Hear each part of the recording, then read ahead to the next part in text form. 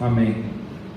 Então, o primeiro texto de 1 Coríntios 4:2 diz assim, que o que se requer dos dispenseiros é que cada um deles seja encontrado fiel. E o 1 Pedro 4:10 diz: servir uns aos outros, cada um conforme o dom que recebeu, como bom despenseiros da multiforme graça de Deus. Quem notou uma palavrinha em comum entre esses dois versículos? Despenseiros. Despenseiros é a palavra em comum entre esses dois versículos. No 1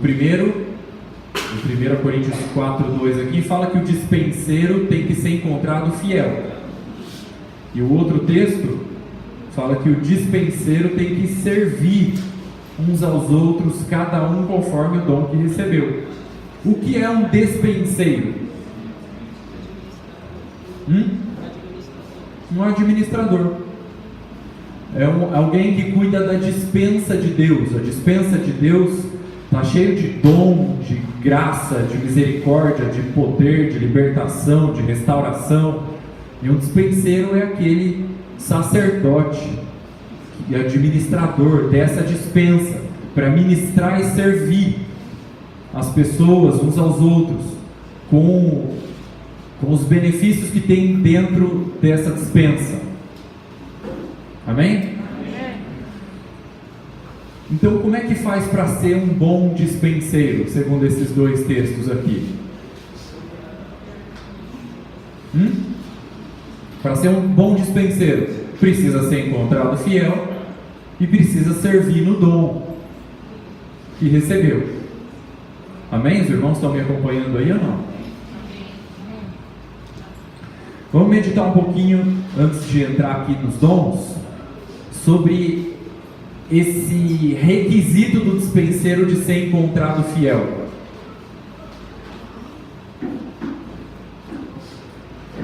O que é alguém fiel?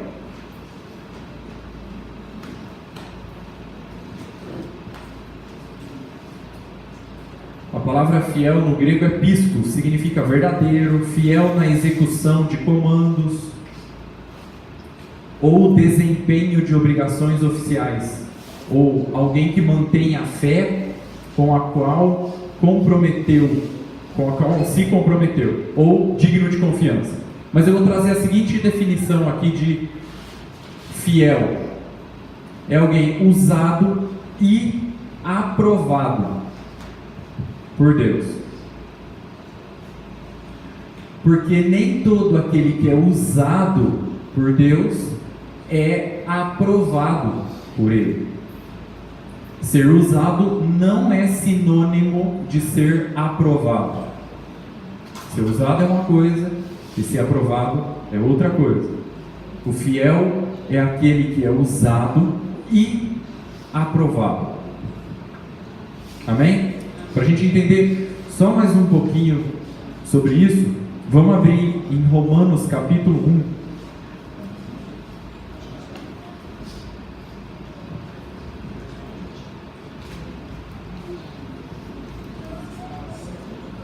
Porque aqui Paulo fala sobre 5 classes de perdidos.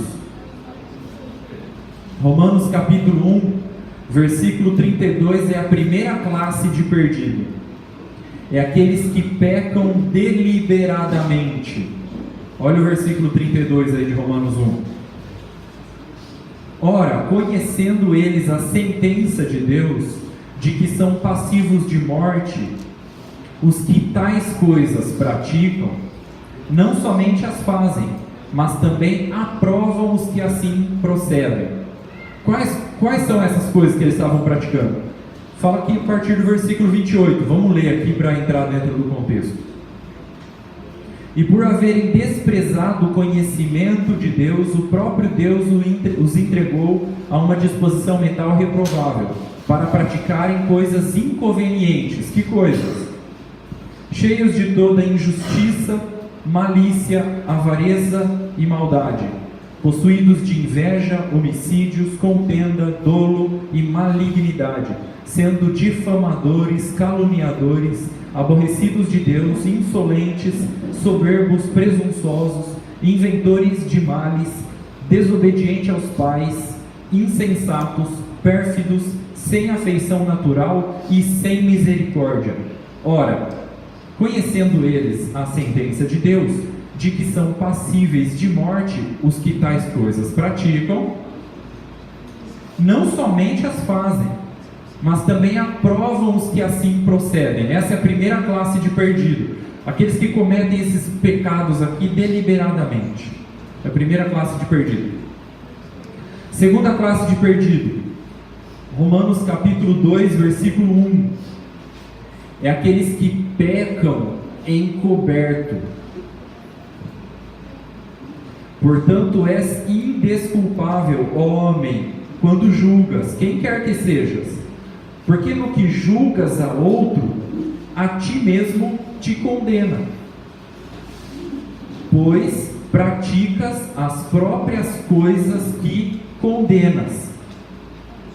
Então essa é a segunda classe de perdido, é aqueles que pecam encoberto. Eles condenam essas más obras, mas praticam isso no secreto. A segunda classe de perdido. A terceira classe de perdido está no versículo 12 de Romanos 2. É aqueles que pecam sem conhecer a lei de Deus. Olha o versículo 12. Assim, pois, todos os que pecaram sem lei, também sem lei, perecerão. E todos os que com lei pecaram, mediante a lei serão julgados. Essa é a terceira classe de perdido. Aqueles que pecam sem conhecer a lei de Deus. Está perdido.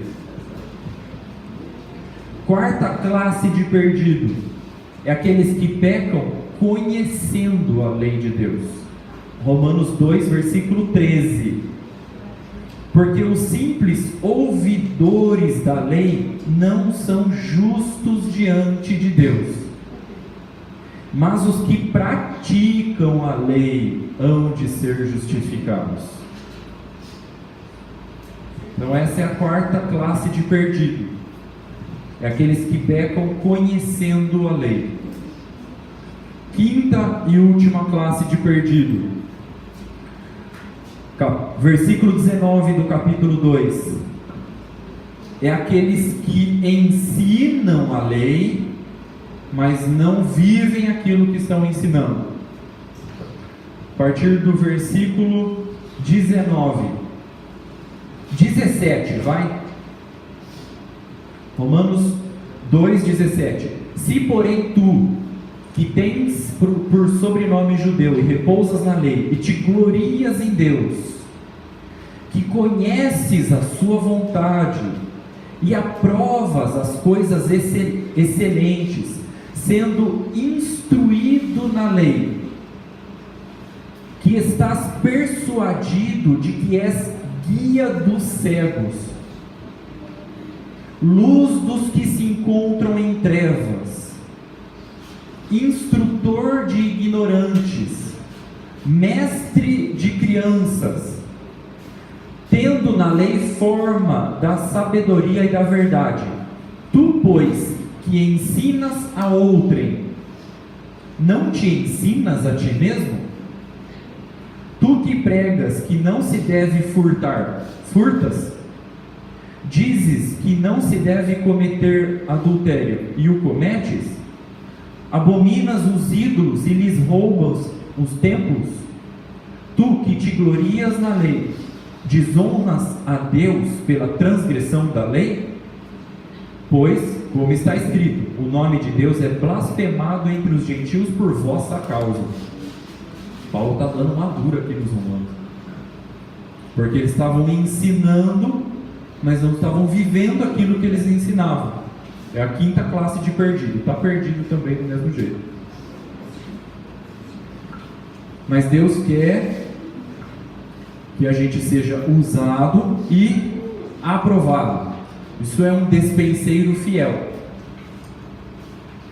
Essa quinta classe de perdido aqui é alguém que é usado por Deus para ensinar, para instruir, para guiar, mas não é aprovado. Porque ele não vive aquilo que ele está ensinando. Tem aquela sensação enganosa, né? De ser aprovado por Deus, porque está sendo usado por Ele. É uma sensação enganosa do nosso coração. Nós precisamos vigiar isso daí, porque nós queremos ser usados e aprovados.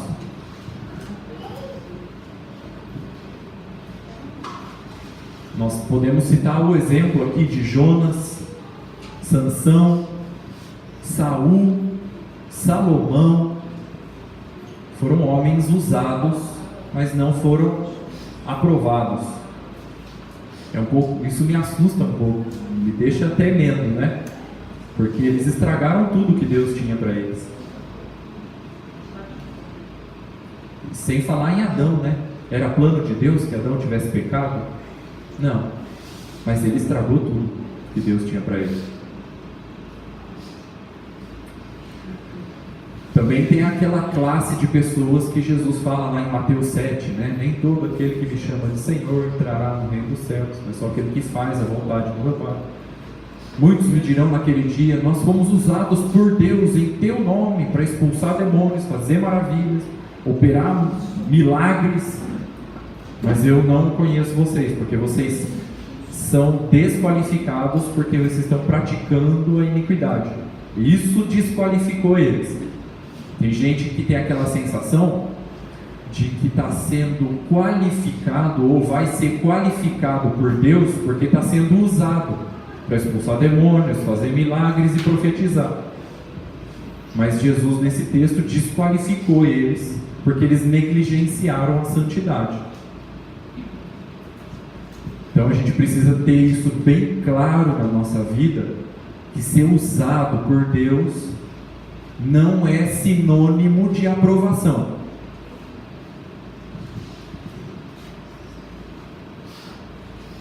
Amém? Por isso que é um pré-requisito. O que é um pré-requisito? Quando você vai entregar um currículo para alguma empresa, tem lá pré-requisitos, faculdade disso, experiência nessa área, para você poder entregar um currículo. Isso é um pré-requisito. Um pré-requisito do dispenseiro é que ele seja encontrado fiel. De um administrador das coisas de Deus, de um sacerdote, que todos nós somos sacerdotes, é que ele seja encontrado fiel. Amém? E vamos para o segundo texto aí então, de 1 Pedro 4,10. Para ser um bom dispenseiro, nós temos que ser aprovados por Deus e usados. Deus quer usar nossa vida. 1 Pedro 4,10. Servi uns aos outros, cada um conforme o dom que recebeu, como bom dispenseiro da multiforme graça de Deus. Então quer dizer que cada um tem pelo menos um dom? Sim, exatamente. Servir uns aos outros, cada um conforme o dom que recebeu. Cada um de nós aqui tem pelo menos um dom. Lembra da parábola dos talentos? Um senhor tinha 3 servos. Todos os 3 servos receberam pelo menos um dom. Não tinha nenhum servo sem dom. Todos eles tinham pelo menos um. Um recebeu 5, o outro recebeu 2 e o outro recebeu 1. Mas todos tinham. Nós somos servos de Deus, e como servos de Deus, cada um que está aqui recebeu pelo menos um dom. Você precisa descobrir qual é.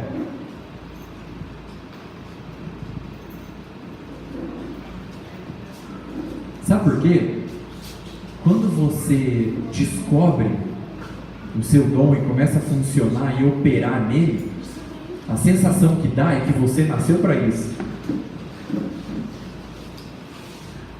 Eu lembro quando eu acabei de me converter e chegou uma irmã e falou assim para mim: Márcio, Deus quer usar a tua vida para você ministrar o louvor e ministrar a palavra.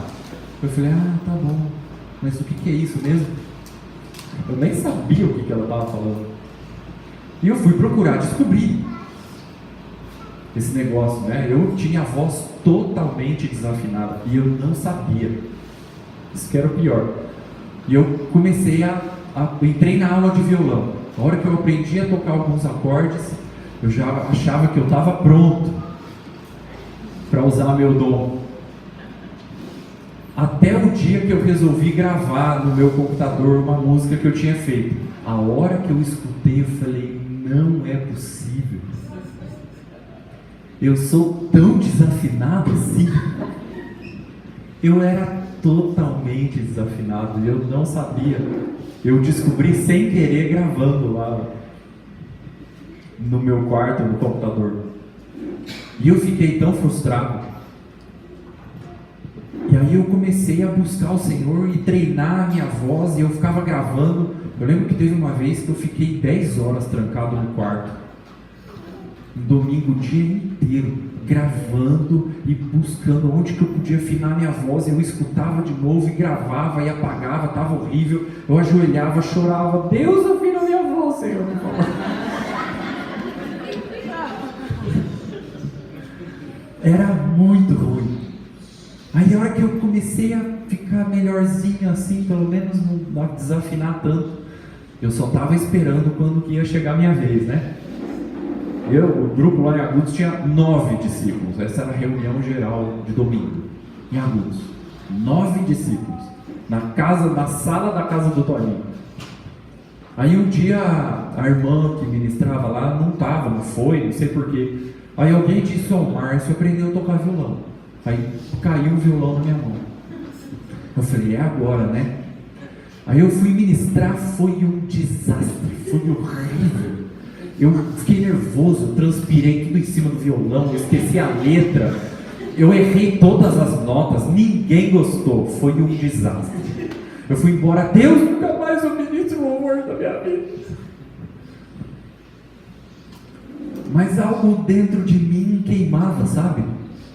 Eu insisti nesse negócio. Aí eu comecei a buscar o Senhor e Deus me deu uma inspiração e soprou no meu ouvido: por que você não ministra um cântico com uma letra menor? Eu falei: então eu vou ministrar aquela música Jesus, do Azar. Essa não tem como errar a letra, eu só me preocupo com as notas no violão.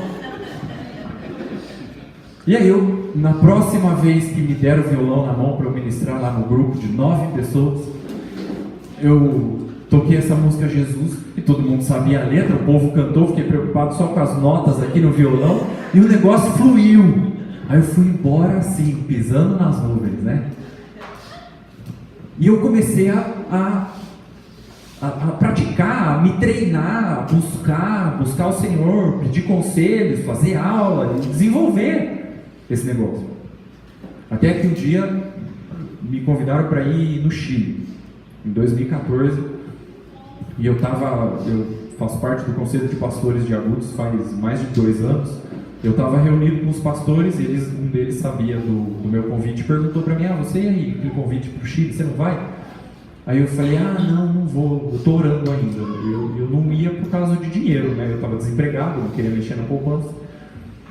E aí eles, orando ali, falaram assim: tá aqui a passagem para o Chile, vai lá. Aí os pastores fizeram uma oferta lá e pagaram a minha passagem para o Chile. Aí eu fiquei 2 semanas no Chile, levei R$300 e voltei com 200. Quem vai para outro país com R$300 no bolso e volta com 200? Fiquei 2 semanas e nisso eu já tinha aprendido espanhol, já estava um pouco melhorzinho ali nas técnicas ali do violão, da música. E era um encontro de pastores e tinham quase 1000 pessoas. O Maurício Valdívia falou: Márcio, você vai ministrar o louvor hoje. Eu falei: epa.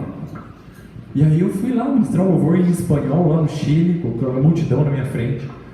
E quando eu estava voltando para o Brasil, o Espírito Santo, além de ter falado muito forte comigo a respeito dessa sensação perigosa de se achar aprovado por ser usado, o Espírito Santo falou assim: olha, tá vendo? Se você tivesse desistido no começo, quando você tentou exercer um dom no meio do corpo de Cristo, você tinha abortado esse fruto. Por isso a importância de insistir. Então, às vezes, você descobre o seu dom, seja ele qual for. Aí, a hora que você vai tentar exercer ele, aquela expectativa que você vai arrebentar, dá tudo errado. É um desastre, você erra tudo, ninguém gosta, ninguém é edificado. Mas aí que você não pode desistir. Porque senão você aborta aquilo que Deus tem para você lá na frente. Já pensou se eu tivesse desistido?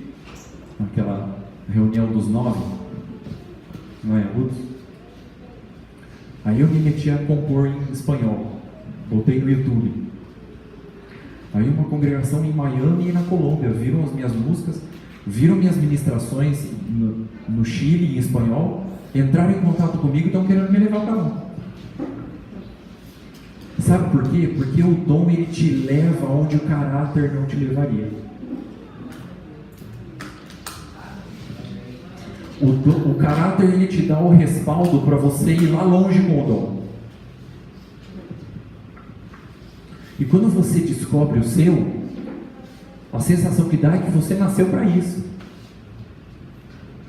Nós precisamos descobrir. Você está ocupando um lugar, um espaço no corpo de Cristo, e não é à toa.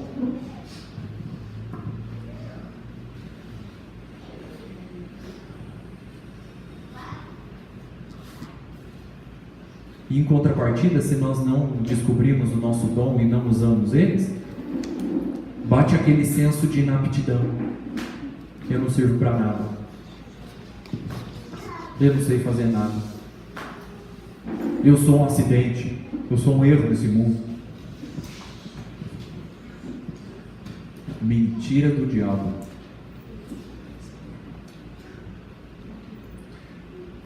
Amém, irmãos? Você tem um dom. Pelo menos um. Não importa a sua idade, seu sexo, cor da pele ou classe social. Você tem um dom. Você precisa descobrir.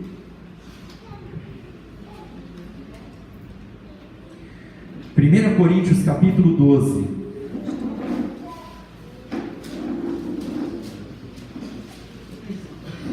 Versículo 12.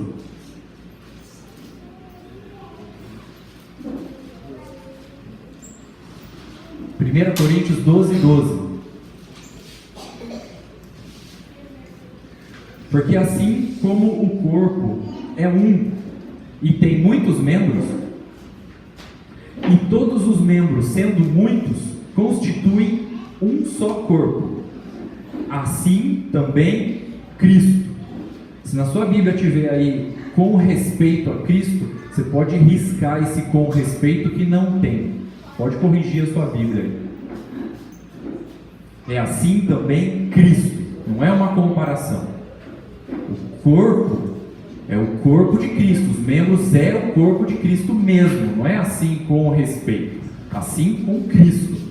Cristo cabeça e Cristo corpo. Se tiver com respeito aí na sua Bíblia, como tem aqui na minha, revista atualizada do João Ferreira de Almeida, pode corrigir a tua Bíblia aí. Versículo 13. Pois em um só Espírito,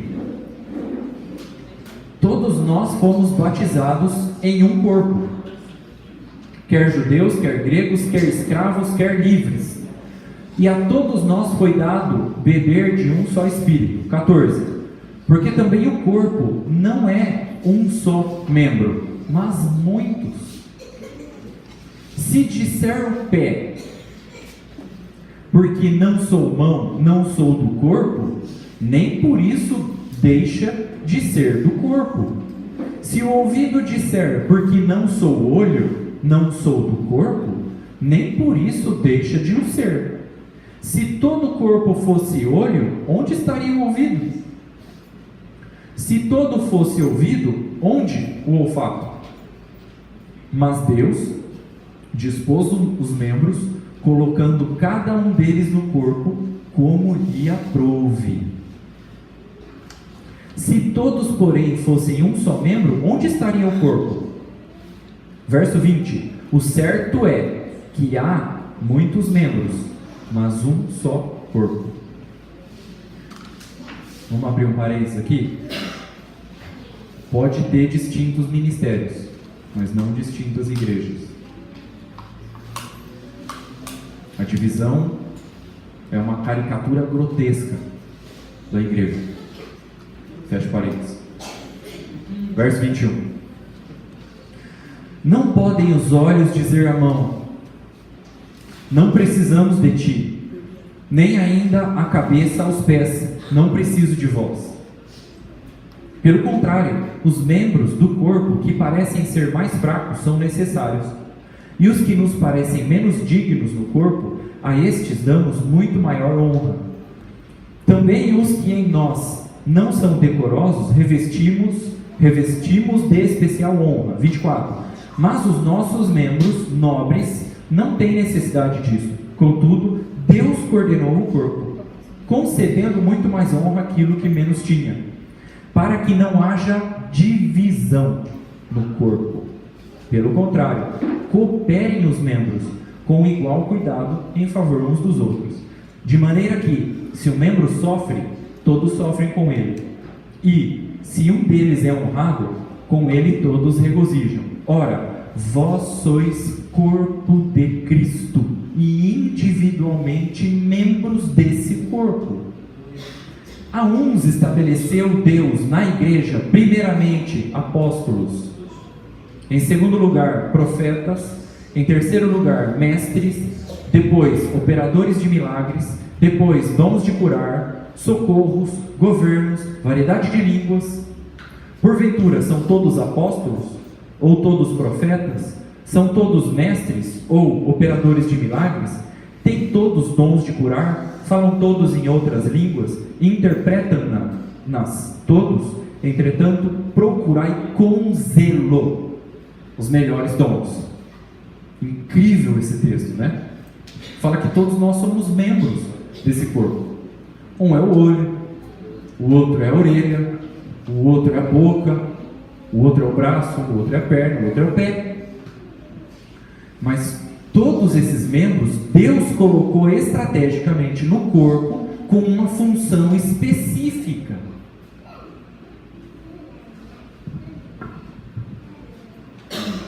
Ninguém melhor do que o olho para enxergar, ninguém melhor do que a boca para falar, ninguém melhor do que o ouvido para escutar. Qual membro você é? Você precisa descobrir. Você é um membro específico do corpo de Cristo.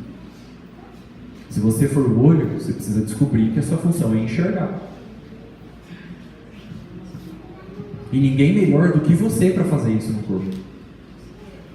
Porque isso anula uma outra mentira do diabo, né? Ah, já tem muita gente fazendo isso, o meu não é bom o suficiente. Mentira do diabo. Porque você é um membro específico do corpo de Cristo, colocado estrategicamente para fazer isso. E ninguém melhor do que você para fazer isso.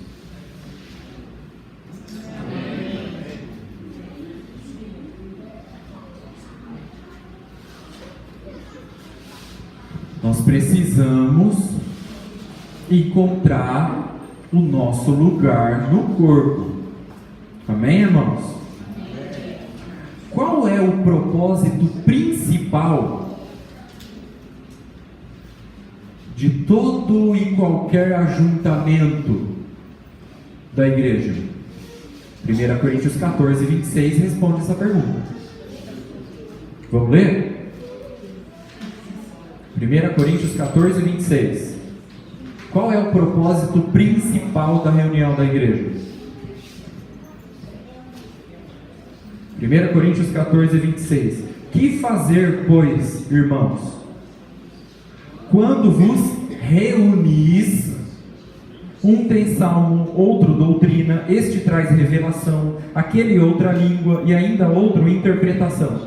Seja tudo feito para edificação. Esse é o propósito principal da reunião, de qualquer uma. Edificação, construção.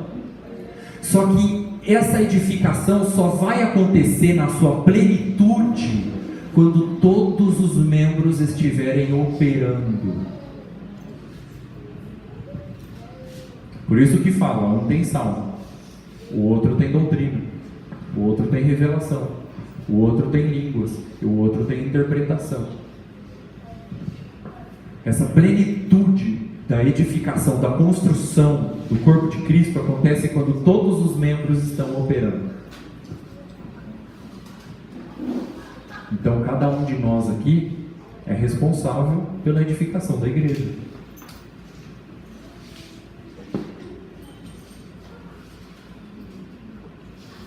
Amém? Uns gostam de tocar,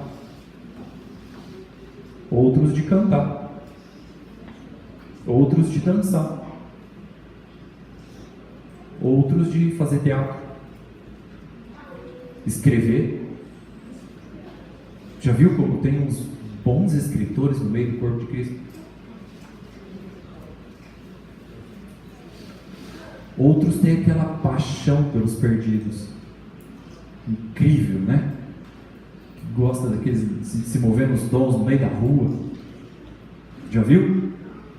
Sabe quem colocou esse tipo de gente no corpo de Cristo? Deus.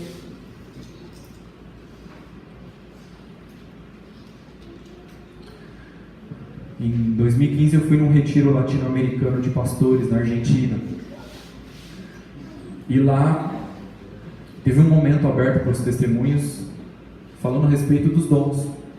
Aí as esposas dos presbíteros lá do Paraguai, da igreja do Paraguai, as esposas foram lá e falaram: a gente fez uma reunião lá e a gente estava em conflito, as esposas de todos os presbíteros, porque a gente não pode ser presbítera, não pode exercer autoridade de homem. E agora, o que a gente faz? Qual é o nosso dom? E elas fizeram um concílio para descobrir o dom delas. Aí uma lá disse assim: a gente sabe cozinhar. Aí elas tiveram lá uma inspiração do Senhor e fizeram doces e foram bater de porta em porta no quarteirão ali, não foram nem muito longe, no quarteirão da casa de uma delas, foram batendo de porta em porta em todos os vizinhos, levando um doce, um bolo para os vizinhos ali. E aí pegaram os vizinhos bem naquele dia mal: pode entrar, puxa, que legal, você veio aqui, nunca ninguém fez isso por mim, olha, você me desculpa, eu não estou muito bem hoje. Não, você está precisando de oração? Aí já entrou. Sabe o que aconteceu? As pessoas ali no quarteirão começaram a se converter. Às vezes tem talentos naturais, você não precisa ir muito longe, não. Talentos naturais você pode usar para ganhar vidas.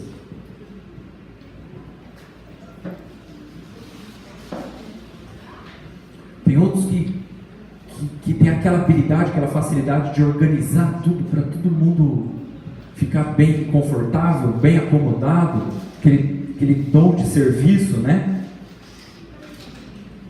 Outros têm aquela paixão, aquela carga pelas nações, outros pela unidade da igreja. Ou talvez você queira ser um presbítero ou um diácono. Talvez você aspire ao episcopado. Boa obra almeja. Chega no Chico e fala: eu quero ser pastor, me treina.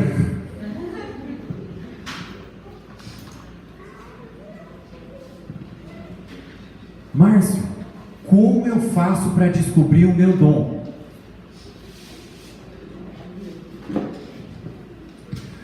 Os nossos líderes são um instrumento preciso de Deus para descobrir os nossos dons. Já reparou como foi com Moisés e Josué?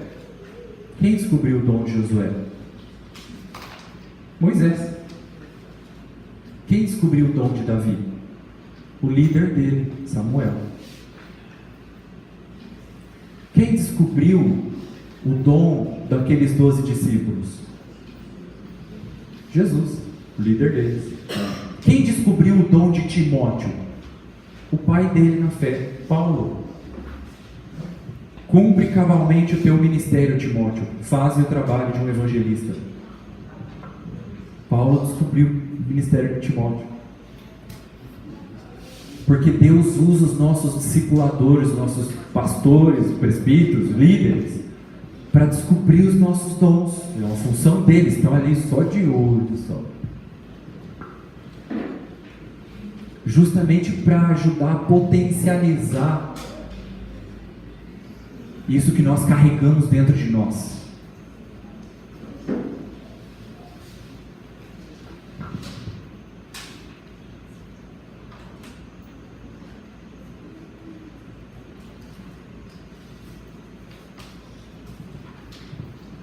Ah, Márcio, mas eu não sou ninguém. Eu sou muito pequeno, eu sou menor da casa do meu pai. Talvez você diga que nem Gideão. Aí você vai ouvir o Senhor falando: vai nessa tua força, homem valente.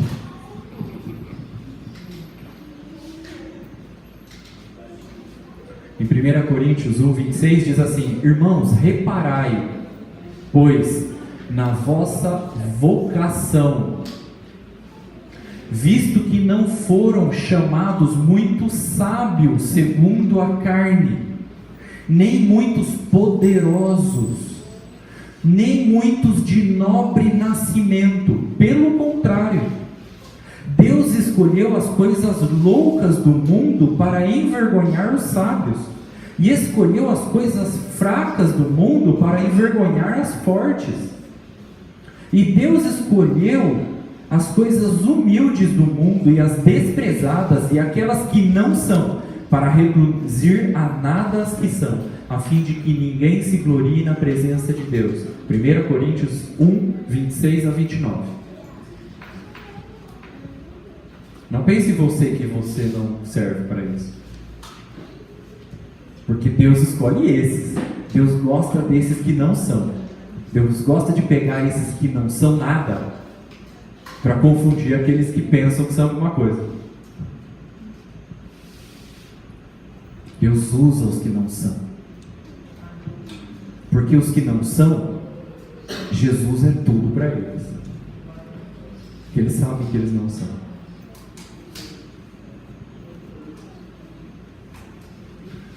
Por exemplo, Davi. Davi era um desprezado. Até o próprio pai esqueceu ele. Quando Samuel chegou, o profeta na cidade, né? É de paz a tua vinda? Todo mundo treme, né? Chega um profeta, todo mundo treme. Entrou na casa do Jessé lá, passou todos os filhos lá, e o Davi foi esquecido. Lá atrás das malhadas lá. E era ele. Porque Deus usa os que não são. E Jeremias? Mas Deus, eu não passo de uma criança. Mas desde o ventre da tua mãe eu te constituí profetas das nações. Alguns estudiosos dizem que ele não tinha 15 anos quando ele foi chamado. Viu?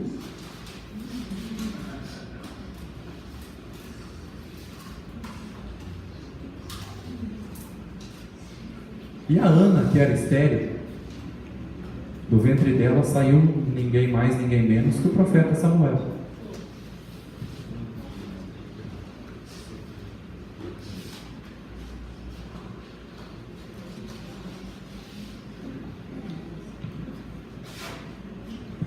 E o que falar de Moisés?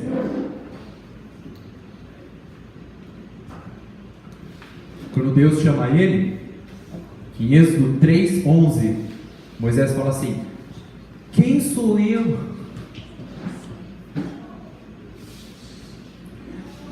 Em Êxodo 4:10 ele fala assim: mas Deus, eu nunca fui eloquente.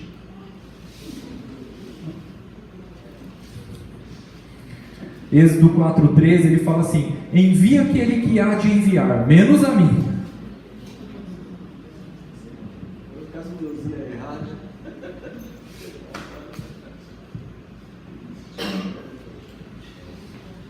Às vezes a gente fala mesmo, né?